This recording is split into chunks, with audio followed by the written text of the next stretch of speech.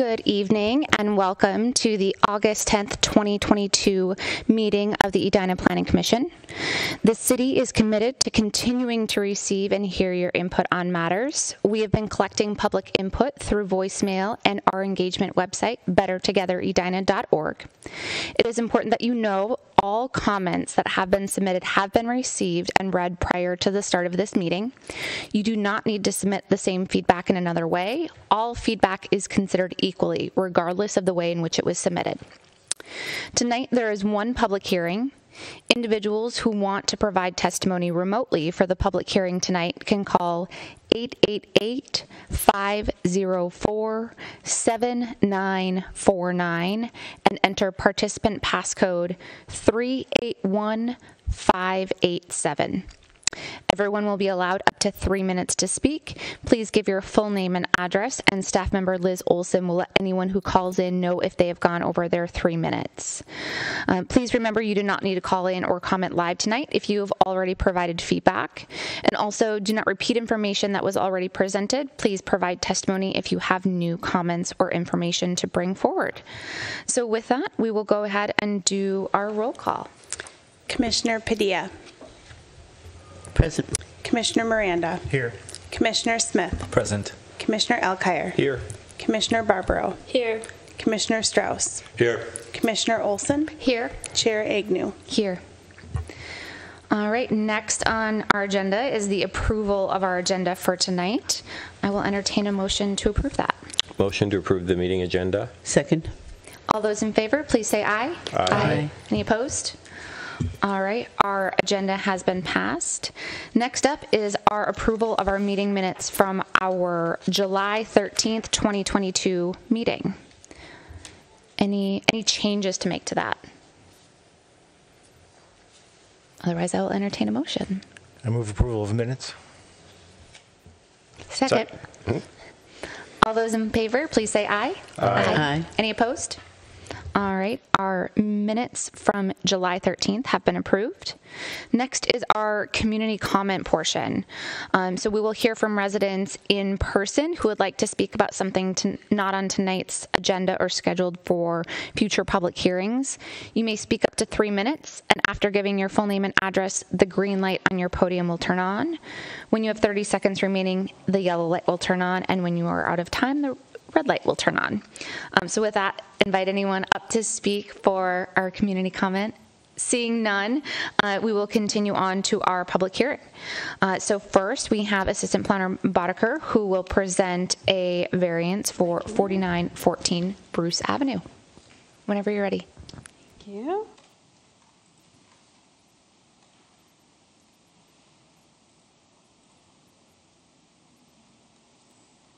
All right. Thank you, Chair. Members of the Commission, 4914 Bruce Avenue is located at the northwest corner. Let's see if I can get this right. Northwest corner of the intersection of 50th Street and Bruce Avenue. The subject property is located within the city's Country Club district, and the existing house on the property is a 2-story residence that was built in 1928. Tonight, the applicant is requesting 2 variances. The first variance is a front yard setback variance to the required front yard setback that is along 50th Street West. The second variance request is a fence height variance to allow a 6-foot fence in a required front yard. That front yard is the same front yard setback required off of 50th Street. Because this lot is a corner lot, there are 2 required front yard setbacks, one off of 50th Street West to the south and one off of Bruce Avenue. The front yard setback requirement off of 50th Street is to match the existing setback of the house to the west. The existing house to the west of the subject property sits approximately 119 feet north of that south property line. The applicant is proposing an 84.46-foot variance to allow a new detached garage to be constructed 34.5 feet from the south property line. The current garage on the site has a setback of 33.7 feet from that existing property line, or existing setback to the south. City code allows 4-foot fences to be located within a front yard setback. The proposed 6-foot fence is located within the required front yard setback off of 50th Street. There is an existing fence, and in the staff report I said it was approximately 5 feet. It has been confirmed that that existing fence is 6 feet, and that existing fence sits along the south property line and is shown here in brown. The applicant is proposing to add a 4-foot gate across the driveway and then connect the existing fence to the that sits along the south property line to the existing fence that sits along the north property line. That additional fence is shown here in red. There's a 4-foot gate that's proposed over the driveway that would not require a variance. The variance is required for that additional 6-foot fence section that kind of circles the power box and telecom box and then connects the existing fence to the north. The existing 6-foot fence will also be replaced in the same location as it exists today, and that is allowed per the zoning code. The existing 6-foot fence is a existing non-conforming condition, so that can be maintained as long as the location stays the same and the height stays the same. The Heritage Preservation Commission has also reviewed a certificate of appropriateness for this project because it's located within the Country Club District. That certificate of appropriateness was approved, conditioned to the garage doors being 10 feet wide or less and an architectural element being added to the north wall. These are updated elevations than what was in your packet, just showing those conditions, and the elevations on your screen here meet those conditions that were approved by the Heritage Preservation Commission. So with the exception of the front yard setback and the fence height, the proposed project meets all of the city's other zoning requirements. There are practical difficulties in complying with the required front yard setback to the south. The required setback is greater than the width of the lot, and a garage could not be constructed to comply with the south setback requirement. There is an existing fence along the south property line of the subject property that again is approximately 6 feet and doesn't comply with today's zoning code, but is an existing non-conforming condition. The portion of the fence that requires a variance is the 6-foot portion of the fence. A 6-foot fence would not be allowed today per the zoning code along the west property line or the south property line without a variance due to the 119-foot front yard setback requirement due to that existing property to the west. The south front yard setback requirement is unique to the subject property, although it is a corner lot and that's not a unique circumstance. Typically, there aren't such varying setbacks on adjacent properties. Staff believes that granting the variance will not alter the character of the neighborhood. The proposed setback of the new detached garage is greater than the existing setback to the south property line, and the proposed fence will not change the character of the neighborhood. Like I said, there's an existing fence there today that's taller than what's currently allowed, and then the Heritage Preservation Commission has also reviewed and approved the certificate of appropriateness application for the garage elevations in the garage project. With that, staff's recommendation is approve the requested front yard setback variance and the fence height variance based on the findings and the conditions outlined in your staff report. I did also note that fishing through your table, the compliance table, the north side setback and the west side setback the proposed isn't correct on what's on the table, but the project does meet the required 3-foot setback both to the north and to the west. And with that, I'll answer any questions. Thank you so much. Commissioner Strauss? Thank you. Planner Boddicker, just two. One, the Heritage Preservation review, that's all they were concerned was the architectural features of the garage? I mean, yep. So they just checked in on what was part of their interest in. Correct. Yep. They were aware that the project required a variance through the Planning Commission and asked for clarification, but they did not comment and wouldn't comment on the setback variance request. Or the fence. Okay. Yep. Okay. So they were looking at the garage elevations and how it fits with the neighborhood and the plan of treatment. Okay. And then the setback requirement was determined by the single property to the west? Correct. Yeah. I mean, obviously, to the east, I mean, it's sort of right in line, right? But it's sort of that aberration is caused by that one property, which Yes. is unique in itself too, so. Yes, this house has been existing for quite some time, and so the neighborhood was Yeah. developed around it. Sure. So it has a very different setback Looks than like it the could have been the existing first one houses there. in the neighborhood. Yeah. Okay. Yeah. Thank you, Emma. Thank you. I just had a question about I said a process question, really. So I think you said that if an owner has an existing non-conforming 6-foot fence, that he or she can replace it with a new, like tear it down and replace it with a new non-conforming 6-foot fence without a variance. Correct. So that's different than a house, where if I had a house that violated a front yard setback and I tore it down and put it up in the same place again, I would need a variance. Yeah, you'd have to keep at least 50% of the house. Okay, so a fence variance is different than a house variance. Got it. And just for clarity, there's 2 separate variances here. One can vote for one and against another? Correct. There's 2 separate requests. Right. And in our process, can we recommend or require landscaping to go along with the fence, or is that just something we can ask nicely about?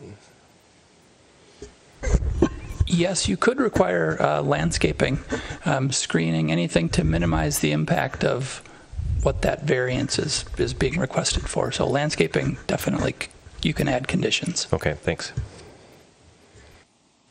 Commissioner Padilla. Just a question on the engineering report. They talk about drainage issues, and drainage path, and they suggest a retaining wall. So is that something that they plan on doing, or? I'd have to ask the applicant and how their response would be to the engineering report. That generally is kind of worked through with the permitting process. So you can ask them. I'm not sure if they have plans for that yet. We can invite the applicant up to speak after. Let's get through questions for Planner Boddicker, and then we will have the applicant speak. Go ahead. Yeah, just to confirm, the house, the setback for that is larger than the property that the person owns, right? Correct. Yes. Okay, Yes. just confirm the obvious. All right, thank you. Just a quick question. Could you just talk a little bit more about what is non-conforming condition of a fence? So it's non-conforming because today that existing fence doesn't meet today's zoning requirements. So today a 6-foot fence could not be constructed in a front yard setback or a side street setback. Because it's existing, we don't go back and retroactively make people remove existing conditions. Because it's existing today is what makes it a non-conforming situation. Oh, gotcha. And I drove past that house. I think the fence is made of wood. If they were to construct a fence made of different material, is that a concern at all? Materials aren't specified in the zoning code. I have talked with the architect. The garage, we can again confirm with the property owner tonight, but their plan is to replace it with wood. Gotcha.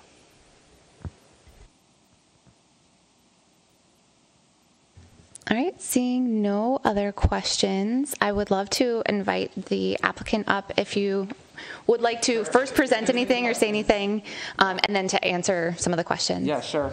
Is this on? Yes. Yeah. If there's any questions, we're planning on, basically making it look exactly like how the current fence along 50th looks, just continuing it basically to the length of our property, just so that the new garage would be a little safer for our kids and all that with, the busy street, just to have it a little more protected for them. So that's kind of the overall idea.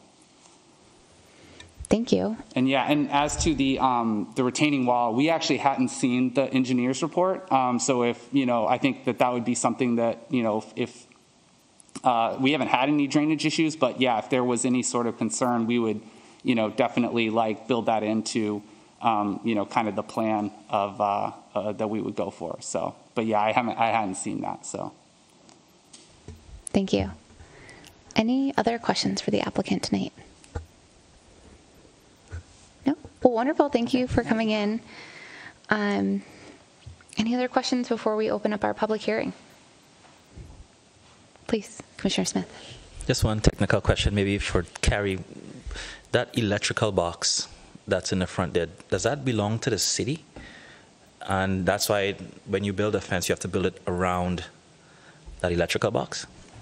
Yeah, I'm not familiar with, maybe Emily does. I'm not sure what those utilities are for. I'd have to confirm the power box, but I believe the telecom box was not owned by the city. So it's likely that they're within an easement that's there. Okay.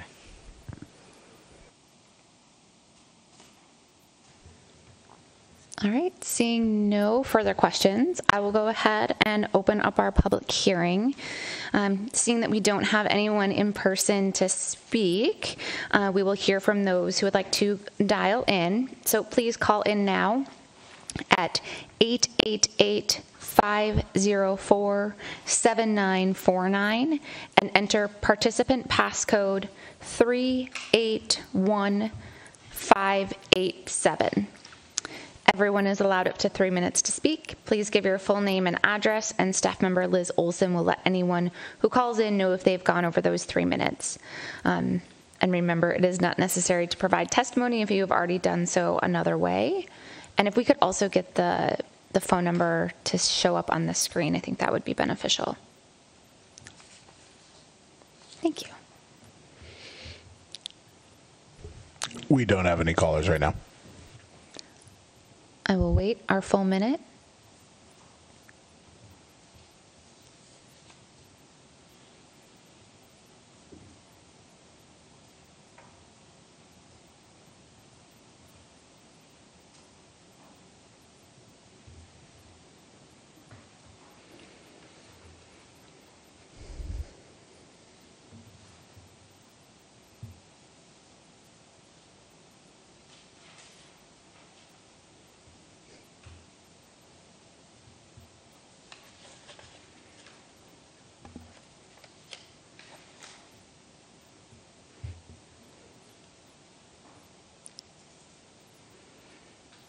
All right, seeing that we have no callers tonight, I would entertain a motion to close our public hearing.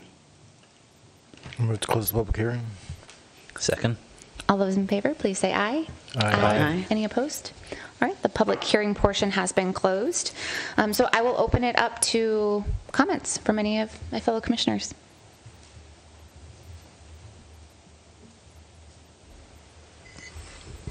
Thank you. You know, when I drive down 50th, it's such a beautiful corridor. You know, you have the trees kind of leaning in, and especially like during the fall season. And I think, you know, building a fence along that street makes sense. And the way how the setback variances are, you know, that one property with 119 feet, you know, is a little bit odd, I think. But if we could preserve just that feel, so I know one idea that might come up is as we extend that fence and we increase the height, putting trees or some kind of landscaping along that street would be nice to see, I would think, and it would just kind of make going down 50th, you know, as pleasurable with any kind of new fence additions that go up. So that's just one idea. It's just such a beautiful kind of scenic driveway that I love to drive down every day. So, Thank you. Commissioner Padilla. I drove by on my way here, and I think the photos really don't do it justice for how close the garage currently is to the very busy street. So I think the variance is justified in terms of moving it back, and I think it's also a very attractive improvement in terms of the way the garage will look compared to that. So even though I can't see the homeowner now, I want to congratulate you on the plans. I think they look good. I do agree that the idea of the landscaping is a good idea, and I would also like to see compliance with the suggestions in the engineer's report as well. Thank you. Commissioner Bennett. I think it's just one comment. You know, the Heritage Preservation Commission weighed in on this, and I feel like this is one of the few areas where, you know, there is a character to the neighborhood right there, especially being next to the oldest house in Edina. So it seems what they've done is an improvement that speaks to that.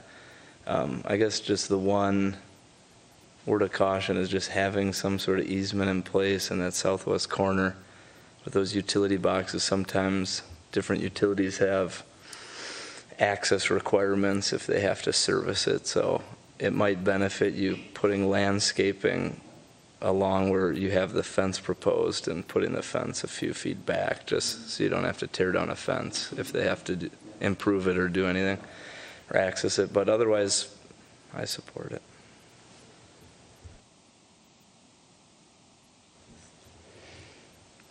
All right, seeing no further comments, would someone like to present a motion? Please. I'll give it a try with the requirement, and we'll see if there's any takers for it. So I would make a motion to approve the front yard setback and fence height variances for 4914 Bruce Avenue, subject to the conditions and findings in the staff report, including the engineering report, with the condition that the owner place landscaping of at least 3 foot in height in front of the 6-foot fence along the 50th Street border.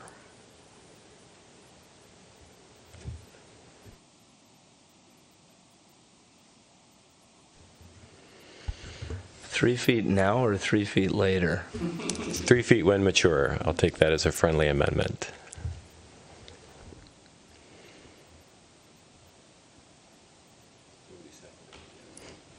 I'd second. So I currently have the picture just because I'm so bad. I drove by it as well, but I'm so bad at estimating height. And what I observe in looking at the Google Street View, so making sure that we're all on the same page of my source, is that in front of the fence, it is all very, very beautifully landscaped today. And so I don't know necessarily if I would have a requirement on height, but rather, you know, maybe suggest something that fits the overall landscaping characteristics that are present on the property today. Is this appropriate for discussion? I mean, yeah, I think so. Because I take your point. My reason for putting a height requirement on it was because it's so hard to otherwise define what's appropriate to the neighborhood. And I walked the blocks between Halifax and Wooddale today, and it was just, for me, for somebody who really is not a big fan of fences on public-facing borders, I was totally surprised that there are a lot of 6-foot fences on that stretch of road, and I never noticed them living here 20 years and driving by that street probably 10 times a week.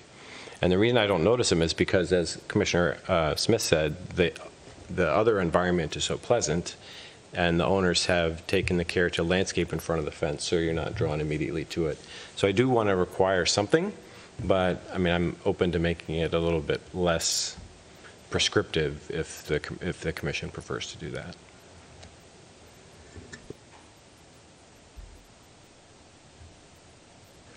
I'd like to probably not limit it to 3 feet, only because I think you can get a variety of plantings in there that could have different heights to add interest, but it might be splitting hairs.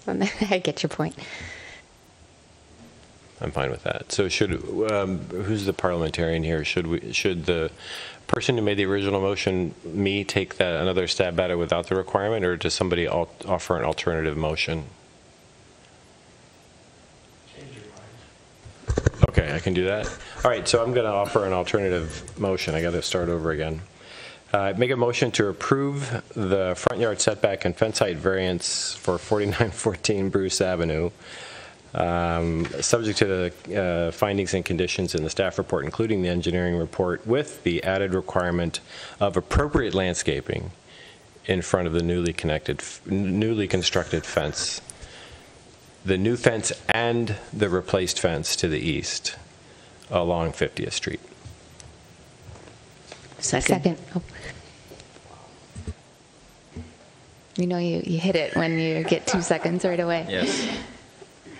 Any questions or further discussion? Please. I don't know if this is the time for it or if it's a later discussion, but wondering why we have the kind of to your point, if you're tearing down a fence, why we wouldn't want it replaced at the 4-foot level. And I don't know if that's appropriate because we're in the middle of a motion for this or a discussion for later. I think it's a valid question. I think it's a valid discussion. I think for me, the first thing that pops into mind is there's probably a very big difference between a 4-foot fence and a 6-foot fence when you have children and toys and balls. So that's what I think of immediately. Go ahead. But that's why do we I guess it's more than why do we have the 4-foot limit if we're not going to enforce it? Or maybe that's the question. Or if, to the earlier point about if a house gets raised and a new house goes in, it's got to comply with the new. So maybe it's more just that sort of processy type of question.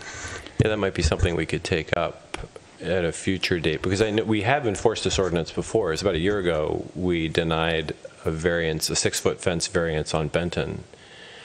Different than this case in a lot of ways, but principally in my mind because there were no other 6-foot fences along Benton, the whole stretch between whatever those streets were, Tracy and 100. So we have enforced it, but I think it's an interesting question why the rules are different here. Commissioner Bennett? Yeah, I was just going to add to context is kind of key. And 50th, I feel like if, with the condition of landscaping in front of it, it's like it'd be nice to bring it down, but it is a busier corridor, and there's like a safety privacy angle to it, where it's like it's trying to prevent it in like side yards and front yards, interior to the neighborhood too. So like this being right on the corner of a busy road, just, it's like, and there's no distinguishing factor in the code right now. So, I mean, it's historically why we see a lot of the taller fences, even ones taller than 6 feet, are along the busier roads like France, and it makes sense more there, but we don't have that in the code. But it feels reasonable, right? It's not just safety, it's noise too. Yeah.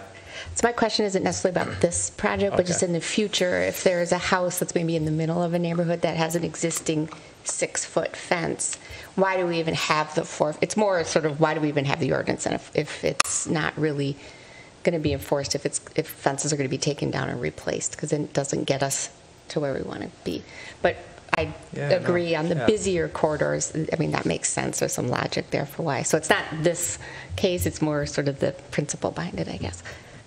I love it. Commissioner Miranda? Yeah, another thing is that being a corner lot, the house could have been, the address is actually on Bruce Avenue, so it could be oriented the other way. So most houses along there, except the house next to it, are oriented towards the side street. And so that would be a side, you could have a 6-foot fence on the side yard. And so that's why it probably seems more appropriate there. So. And maybe it's something that we take up in our work plan discussion. Well, yeah, I think just, the principle, it makes sense because we've had other things where it's kind of justified because it's existing, but it is our chance to bring Edina to a better future, not just keep repeating the old mistakes. So, principle, it's a good discussion point, and thanks. All right, let's go ahead and vote then. So, all those in favor, please say aye. Aye. Any opposed? All right, this variance has been approved. Best of luck and thanks for coming in. Okay, next on our agenda is a discussion about our work plan, and it looks like Carrie's going to present. Yeah, I wasn't aware till I saw that on the agenda, but it's really more, what I've done basically is take our discussion, our list, and put it into the format. So I think what we would ask the commission to discuss each item, kind of go through the list. Do we want to keep that on the agenda? Do we want to, or keep it on our work plan? Do we want to put it in the parking lot? And there are, I believe, some gaps for leads of the commission. Maybe we can fill in some names also. So with that, I would just turn it back to the chair to work through the work plan. Wonderful, thank you. So when we met last week, we kind of talked through what had come from the previous work session of what items were here, started thinking through some of the leads for the various items. So I think what might work best is, now that we received in our packet the materials that Carrie has provided, we should go just kind of item by item and have some short discussion on each of those and make any adjustments as we go. So the first one is, yes, Commissioner O'Carroll. I'm sorry, before you jump into that, would you just reset on the schedule, when this is due and so forth? Yes, I will look to Carrie to provide that. Yeah, and I don't have those dates in front of me. More or less, like time of year even would help. Yeah, I would say we probably need to make a decision, if not the last meeting in August, the first meeting in September. Okay, thanks. And what I remember from last year is then MJ kind of goes through some work on it, gives feedback, and then sometimes we go through another round of iteration in the month of October. And then I think that we presented to the City Council for approval in December. So there's a little bit of time there, and then the ideal, I think, is that we get the approval in the first one or two meetings in the year in January. And so then early 2023, it's our work plan, we'd move forward with it. The first item is initiative number 1, which is review land use applications. This is our main job, and I don't think we could eliminate this one if we wanted to. And so I don't think that there's anything to change to it. It's just kind of what we do. Yeah, I like to keep this on just as a reminder that this is the bulk of your work, and so just to remind everybody that there's a lot of time spent just with that item. Yeah. The next one, initiative number 2, is a continuation of the off-street parking regulations. I think so, and actually I'll use this as an opportunity to provide a super brief update. Commissioner Miranda and I presented our ordinance to the City Council just last week, and I think that things will be progressing. Oh my gosh, I'm actually going to look to Carrie, because I was kind of confused about the 2 options and which one that they even approved, which is embarrassing. But if you could recap what the outcome of that City Council meeting was, I would appreciate it. Yes, certainly. They approved the ordinance on first reading, and the sustainability coordinator and Andrew Scipione had some suggestions to add to the ordinance. So they conditioned it on staff adding those things. And it was, again, I don't have it in front of me, but it was posting the bus schedules on site in those transit stops, making things more convenient.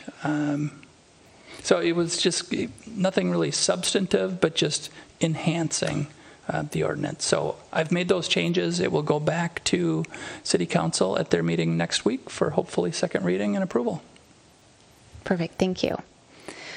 And so one of the things that we had done when we presented this to the City Council was walk through our strategy, right? Like addressing off-street parking regulations is, I think, just one component of an entire parking strategy that we have within Edina. So now as I read this, I would even suggest, and I'm going to in particular look at Commissioners Miranda and Strauss as co-leads currently listed on this,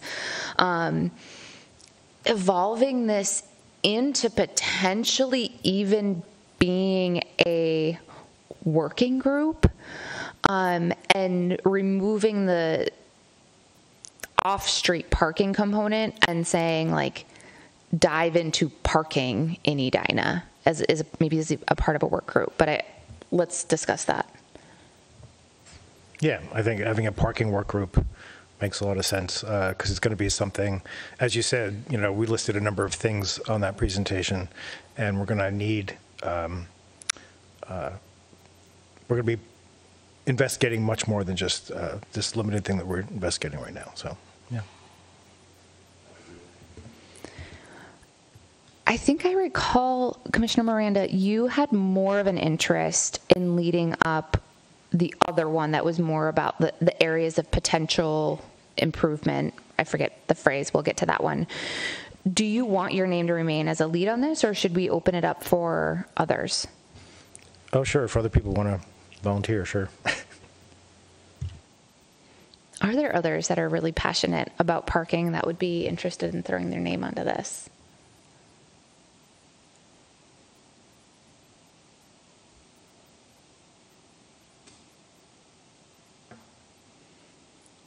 I think parking is really important.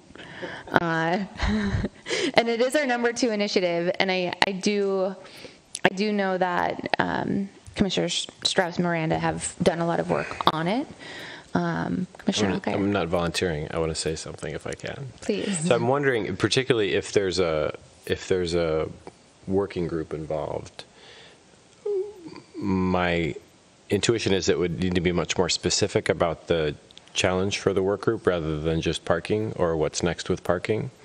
The City Council seemed very taken with the idea of the benefit zones. Isn't that what they're called? Parking benefit districts. Parking benefit districts. There was quite a lot of interest in that, I felt, in their comments. And so perhaps a working group which is focused on something more specific like that might work better and be a more focused thing to volunteer for or sign up for than something broader than that. Just thinking out loud. Yeah, I like that as a suggestion. I think, too, one thing that, because we've been talking about parking since I joined the Planning Commission, so it's been a while now, and I know that the conversation existed before that.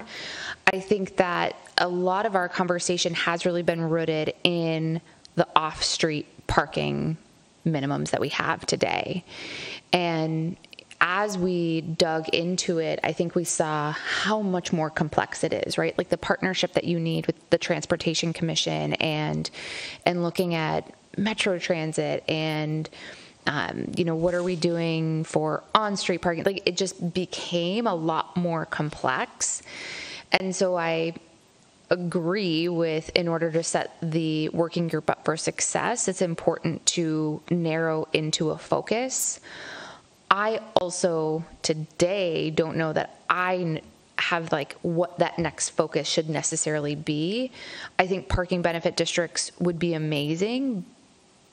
And I wonder what are the other levers that need to be pulled concurrently in order for those districts to be successful. And should those then be wrapped into this? Yeah, so I mean, we basically spent 2 years working on what the original City Council wanted us to look at. And so I think what I learned from that, I'll be quiet now.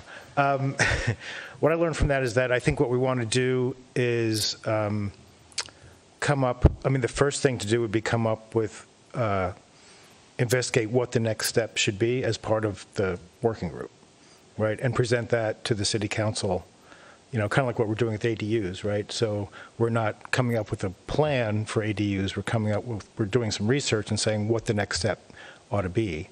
And I think, I don't know, it seems to me that would be the next step for the parking too also. Because the city they did mention parking benefit districts, but, part of that staged progression diagram that we talked about, it includes, could include more restrictive parking also, off-street parking, right? So I don't think we know, like the chair said, I don't think we really know exactly what the City Council wants from us for the next phase, unless we do.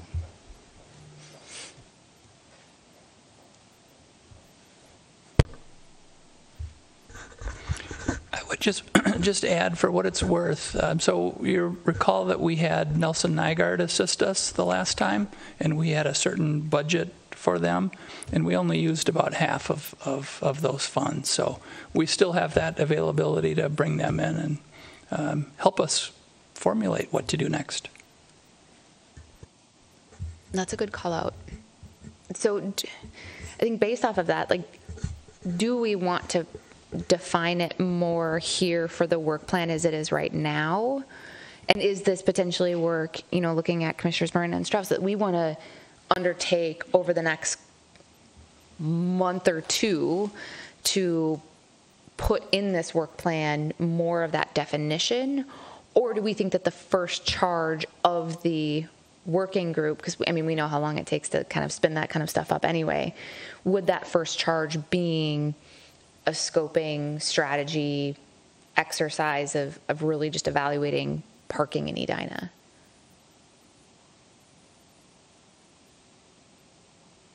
And I invite Commissioner Bennett, as someone who has worked with work groups and has a lot of experience on the commission. I think he's ready to say something. I was just going to say, does the city council, or when they approve the final one, are they going to give us any more? You know, it's really depending on them what they want, right? I mean, that's how this all started, right? So, are they going to give us more direction in terms of, you know, where they want us to go with this, or do we just come up with it and present it to them? I mean, that. Yeah, I think we come up with what we think, and then if they think that we're misguided in that, I think that they would offer corrections. Okay. I mean, I think we learned what they're looking for. So like the first two slides that you covered, for example, I think we have a better idea now of how we approach this. So, yeah.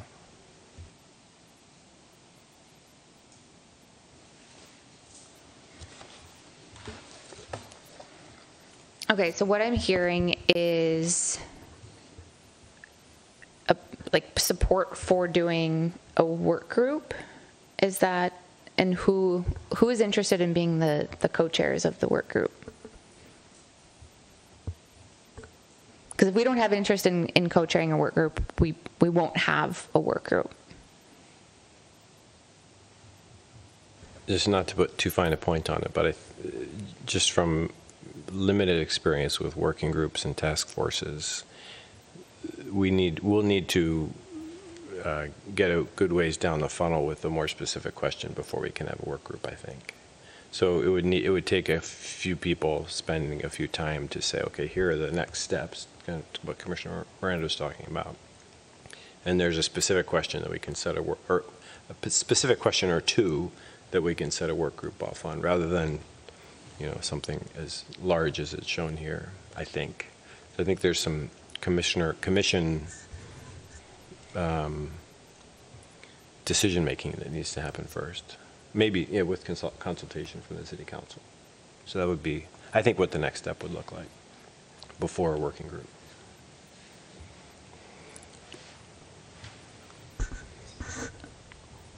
Were you then interested in being involved in that too? Well, yeah, but there's other things down the page that I'm more interested in. So I guess maybe everybody's in the same boat.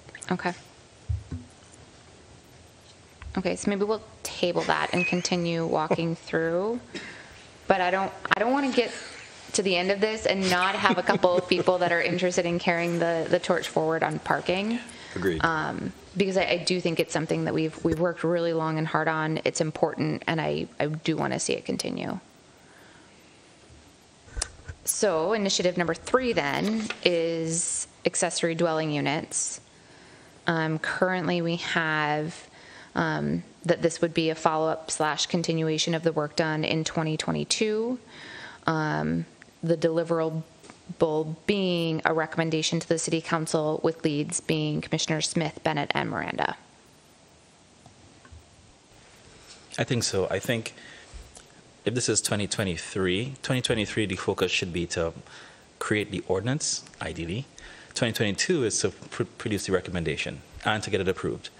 So I'm hoping that what we're working on right now, we can get that approved by the end of the year.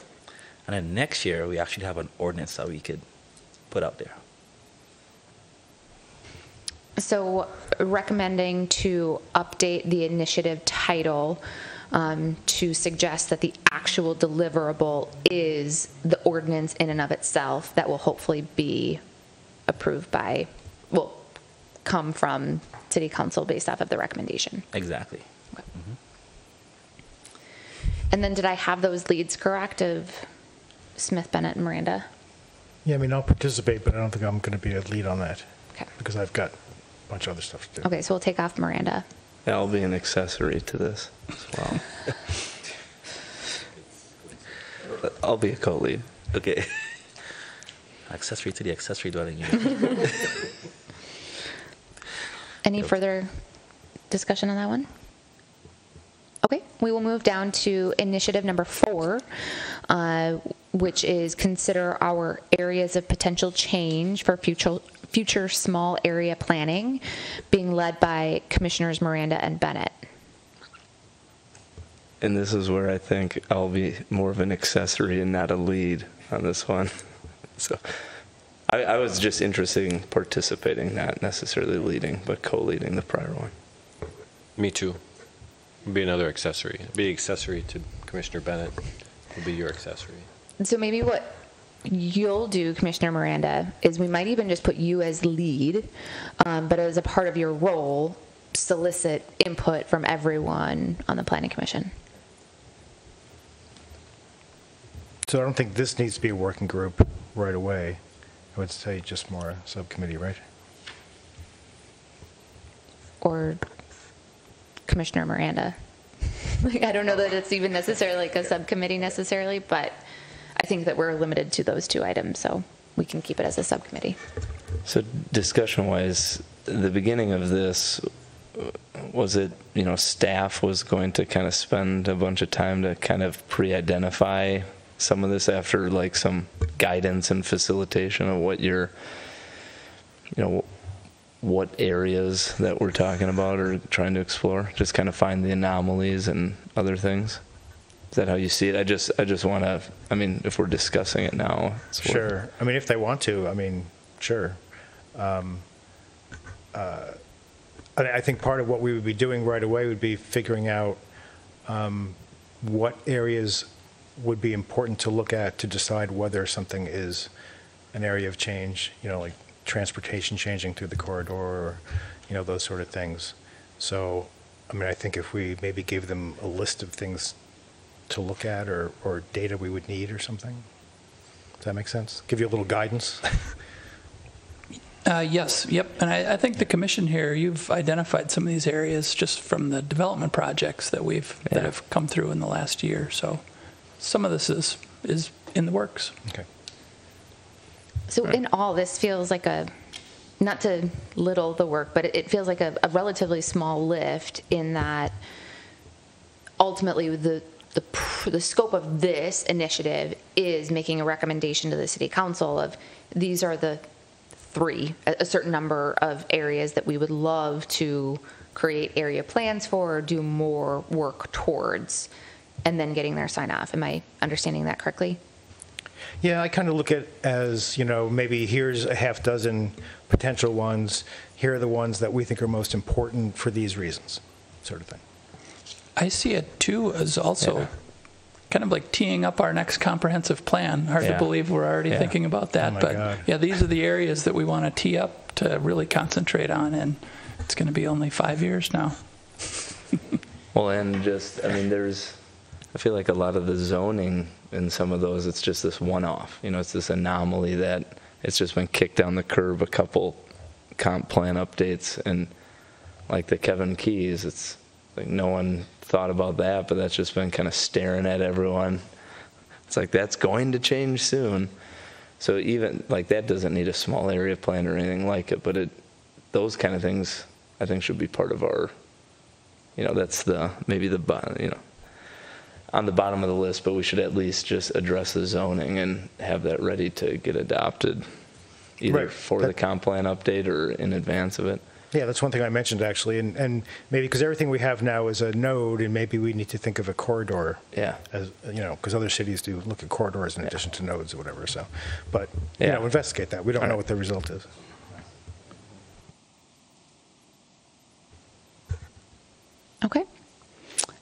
Next is initiative number 5, which is adding conditions to conditionally permitted uses focusing on sustainability. This would be a recommendation to the City Council regarding an ordinance amendment, and we currently have no leads identified. Is anyone interested in this? I am definitely interested in this one.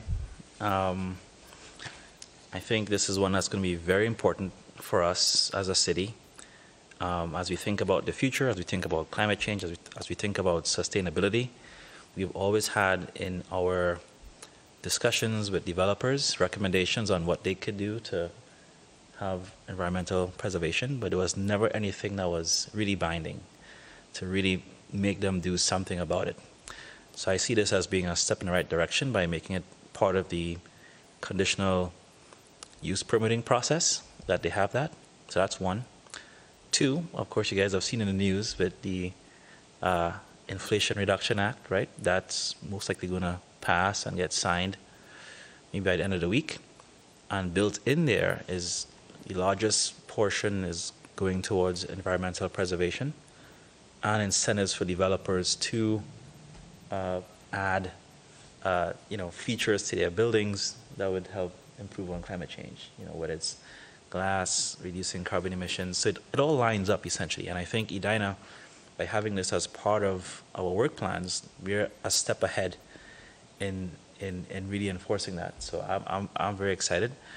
I don't know how much work it's going to be, but I would love for me to be a part of this. If I want to lead it, definitely I'll put my hand up, but definitely would want maybe some other folks who's also passionate about that kind of stuff to also be a part of it. I'm interested in this as well. Probably not as a lead, but certainly as a passion. So I'd like to be a part of it. Can we clarify the context of this, of just conditionally permitted uses? Are we just, right? It's not just any use, right? Is this just for just the conditionally permitted ones, or am I not understanding this right? Are we trying to do this for like PUDs, or just what is in the zoning code and allowed per use, or is this for So the way it's done now, because we can't in straight permitted uses or someone just asking for a building permit, we can't require solar panels or things above and beyond the building code. Legally, we can't do that. Yeah. My thought was, well, maybe we can do it through a conditional use permit if it's tied somehow to the use. We're going to need a legal opinion on this, so we'll have to work with the city attorney before we get too far ahead of ourselves. But well, yeah, I just asked because what you're talking about, I think everyone's feeling that, but this might just be a narrow wedge of, we don't see a lot of things with conditional use permits. Very few. So like I'd hate to do all that heavy lifting just for this little piece of the pie. Like maybe we just consider it for, guidance around other things too. Like when we're doing PUDs, at least we'd have like something to apply, not just conditional use permits. Yep, it's the sustainability policy that we're applying at this point. Okay. Are you thinking that this is too narrowly focused and we need something broader? Yeah, I think what you're getting at and, what you care about, and I think most people do, and it's like, yes, and now we can apply it to very little. So how can we apply it to more, to put all that time into it would kind of seem not as useful. Yep. Just a question, Director Teague, with the sustainability policy, I think that came out in April 1st or so. Right. Is there anything in there that's really binding at all for developers, for new construction, anything like that? Yeah, I would say yes, for sure. They're going to need to meet many of those policies if they want to get their rezoning. So it's, we want to be somewhat flexible, but we want to have some teeth too. So, it's not a hard and fast code requirement, But, there's certain things in there that they're going to have to do.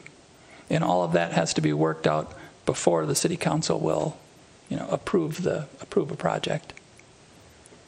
So maybe one consideration, just thinking through like small area plans, we had, give to get kind of qualifiers, kind of as guidance of like what we'd like to see in this area, prioritized if someone's going to go above and beyond, the zoning. Maybe either citywide or part of this is geographic focus on, what type of priorities regarding sustainability do we want in certain areas. For instance, like Southdale, we know there's a lot of high water table. Like we should probably really focus on trying to make water a feature and be more responsible with it there compared to other places. So how could we tie in some more specific tactics? Otherwise, the sustainability policy, it has teeth, but at the same time, I feel like most things people can kind of massage how they are achieving it, and we're not getting as, as specific what we'd like to see. We just haven't seen that in use yet to really see how it plays out. So, yeah, I think you're right. I think there's something to be said about that. If we have a small area plan that's focused on sustainability, then it's up to us to really drive that, because the developer is going to come in, they're not going to be held super account to it, but we have to take a step back and say, okay, how does this, developer, factor in? Could we force them to put a water feature in front of their property? Then that's going to hit our small area plan goal and get them to do something. But we have to really take a really high level look at that. I'm trying to think about how can we take some of that burden off of us. I know that's part of our role, but put it more as a concrete policy thing that developers have to do, so we don't have to spend too much time trying to figure out, okay, if these guys don't do it, then I'll put it on these guys over here. You know what I mean? So it's, how do we think about that? I'm not sure the right mechanism, but the conditionally use permit was one mechanism. I know it's really narrow, but that was just one. There might be other things that we could enforce more stringently with new construction and developers. Maybe it's as broad as investigating sustainability items, what can be put into city code. And it's a study along with the city attorney for what we can and can't do. I know electrical charging stations is an issue. I think we want to, and we've talked with Grace Hancock, the sustainability coordinator, we want to draft an ordinance that's going to permit those. It's a structure and it has to meet certain setbacks. Well, like Target, for example, wants to put them in. We don't have any regulations for them, but it's considered a structure, so they have to move them back on their property in order to put them in. They're going to do it, but maybe we need to draft an ordinance that's going to allow exceptions for setbacks, things like that. So one other thought, and why I brought small area plans up, is most of this will be in kind of those areas of change or small areas. And Edina being a community of learning, I think we're at that point in time where sustainability ought to be visual and engaging too. And when you're doing something sustainable, you don't necessarily see it. But I think for certain areas we ought to embrace it and kind of tailor it to that specific challenge in that area. And it's just something to think about. But maybe it's like a rider, because we talked about, like, with our small area plans, like, we should update them over time. So maybe we do a sustainability update to all of our small area plans, and either it's the same one applied to all, or we, tailor them a little bit. Because again, if we know there's groundwater challenges with development, it's like Centennial Lakes, why that's so awesome is because it's a responsible engineering feature that becomes this park for people. I don't know. Just food for thought, I guess. Yeah. I like Director Teague's kind of perspective to it being like a research item. The only fear is that sometimes research can take forever. and before you finish that research, it's like a year or two later, but it's necessary. So I like how you use that wording, make it a research item, see what we could use from the sustainability, report program, and how does that impact our current city codes, and if there's any legal challenges there that we have to really look into. That might be the first step, and then we could really narrow in into how much enforcement we could put on small area plans, new development, these kind of things, like the charging station example. I think you should just expand what is written there, though. That just seems too narrow. It's certainly very narrow. My only concern with leaning too much into the research, which I guess admittedly it needs to be, I see your point on that, is that oftentimes I know that the research heavy initiatives end up falling more so on city staff. So we just need to be really conscious of what's the role of the planning commissioners that are signing up for this, as well as what's the role of city staff. Because a little bit of like historical context, right? If we go forward and say, all of these are going to be led and driven by city staff, well then there are going to be items that will be taken off by the city council because staff has limited capacity as well. And so we just need to be conscious of how are we jointly driving things forward and what will commissioners' roles be. And maybe it is research, but Commissioner Merida? Maybe to simplify it, it could be taking the climate action plan and seeing the items that are, assigned primacy to the planning commission and iterating over those and seeing, maybe working with staff and legal counsel and figuring out what are, prioritizing those in terms of what we could do, not because we couldn't do all of them at once, but just kind of going over them. Because we haven't really, we were given that as sort of a starting point for talking about what we're going to do here. And, but there's a bunch that are left on there that nothing happened to. And I think maybe use that as a starting point for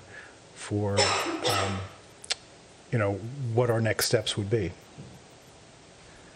And then in terms of land use, like maybe just determining outcomes, like what are we aiming for? I mean, some of it's so broad, or there's just percentages we want to achieve something by, but we got to think, someone's going to build something. How do we make it easy for them to hit a few outcomes related to sustainability that might not just be numbers or this, but I think we shouldn't think too narrow. So the climate action plan has goals and it has methods for achieving that, and it assigns them, a primary actor, which would be either, a commission or the council or staff. And so anything that's assigned to us, I think, would be a good place for a working group or subcommittee or something to start prioritizing them. Does that make sense? Is that too broad? It's a little bit broad. Okay. Maybe we start narrow and we expand, start with the, conditional use permits and grow it from there, At least we have a target with that, Like we just add a few lines and put some criteria, and then we can expand from there. I know it's super narrow, but it's at least something that gives us some teeth. And does that need to be defined now, or is that something we can just start this way and then we know it's going to get submitted and changed and come back? And so, can we just, for lack of better information or knowledge, or can we just start here and, we've got 6 months or whatever to make changes and let it evolve to something that makes sense to everybody, including with the city council's input? Yeah, I think that feels right to me. Carrie, do you have enough kind of minor updates to make to it? I think just including at least Commissioner Smith's name as a lead. Mm-hmm. And then Commissioner Padilla, did you also want to be added to this one? I'd like to be on it, okay, but I will defer to Commissioner Smith. Yep. Okay. The next one is even potentially related, but we have Commissioner Alkire is currently the lead, which is a zoning ordinance amendment regarding commercial landscaping. And David, I will allow you to comment. Excuse me, the only thing I would add to that is, I think we talked about this at a work session or at a recent meeting. The only thing I would add to that, it would almost by definition be a collaboration with energy and environment. So first thing I would do would be to find at least one person, maybe two over there, who'd be interested in working on it together. Not only because they are interested in it, but because they've got a lot of experience working on the residential redevelopment thing that they've got going on now. So that should get us 50% down the road all at once. I don't really have anything else to add to that. This might be one that I'd be interested in. I have lots of opinions about the maintenance of commercial landscaping. Great. And maybe if we do something to get some teeth into making sure that landscape plans are met. But I don't want to be the lead. All right, thank you. And then last is initiative number 7, which is the development review and sketch plan process continuation, which includes leads of Commissioner Olson and Bennett.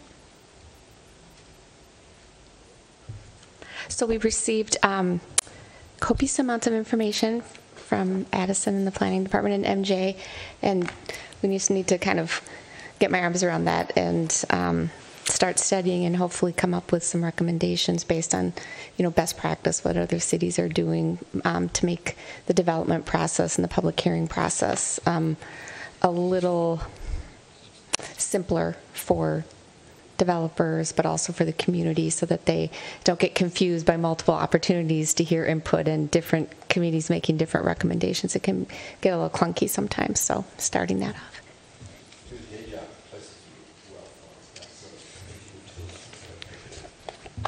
I hope so.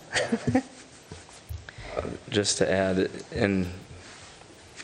I think we'd solicit feedback from you guys too. But it seems like there's a common goal between staff and at least us, and when you compare what we do compared to other cities, we have more public hearings than necessary. So most cities, it happens at the planning commission level and not the council. And I was talking to a mayor of a different city last night too, and he's like, "What?"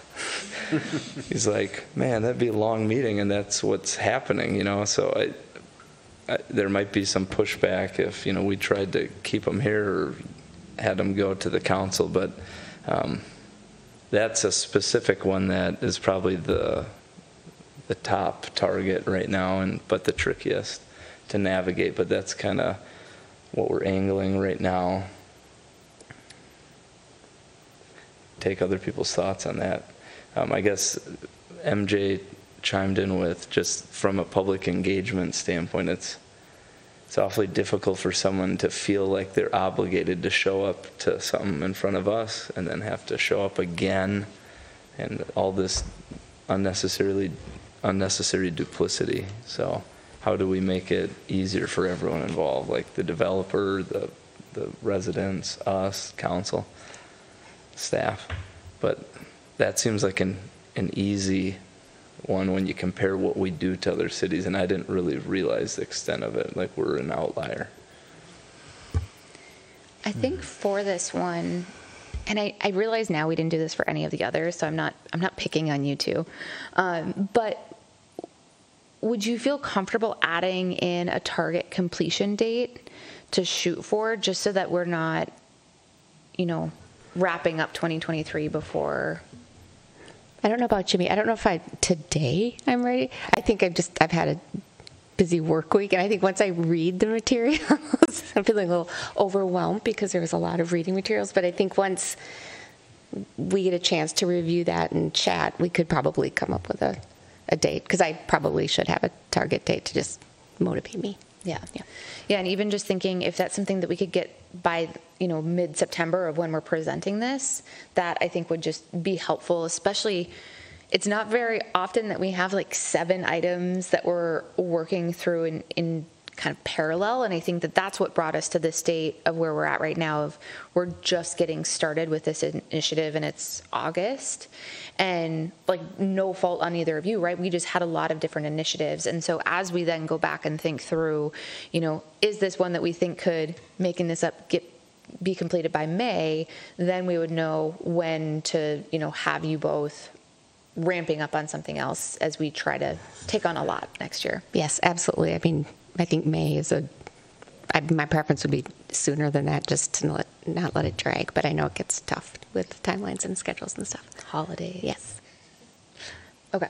Yeah, I mean, I think we'll, you know, it's an iterative process, so like if we have 1 or 2 main suggestions or revisions, like, let's get those submitted and approved right away, and, you know, this could remain on another plan to tinker on next year or the following year, so.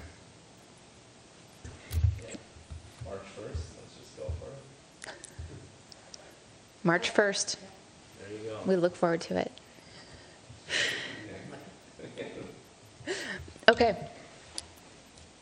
Can we go back up to parking and get some people who then feel like that's an initiative that they want to lead?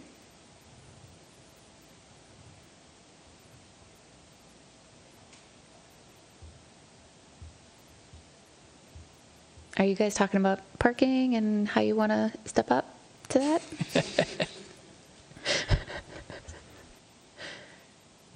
No? Okay. I just remember Commissioner Alcar was in the boat, right? In the seat of parking, so,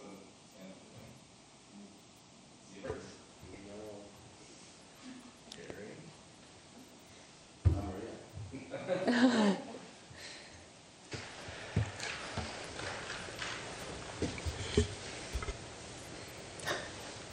See, everyone's muting their microphone, and I think everyone's going to volunteer.